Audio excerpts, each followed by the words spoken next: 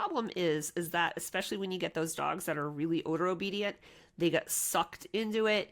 It can really entice the handler to linger. And when you linger, not only do you not have enough time in competition to finish the whole search necessarily at the pace that you want to finish it in, you're increasing your chances of a fossil. We're going to really focus on that because that's the piece that you need to really pay attention to when you want to create an odor pool.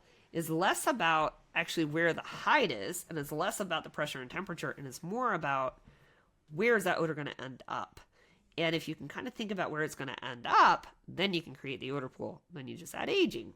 Poof, odor pool. She's got this really cool Quonset hut, and it creates some crazy odor pools. So here we have this Quonset hut, and what happens is that the sun hits it, and it usually hits it in the morning on this side, and a Quonset hut is metal. It's a corrugated metal.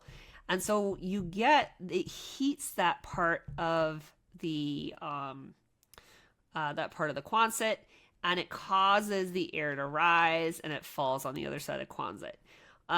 So the temperature inside, where the highest temperature inside the Quonset is very close to the sunny side of the Quonset.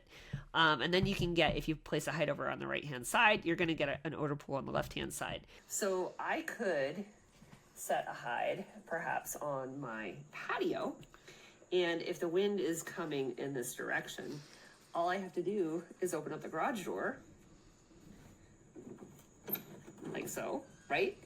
And I could think about starting my search from the kitchen. So if I start my search in the kitchen, clear the garage, my dog's gonna have to work the odor pool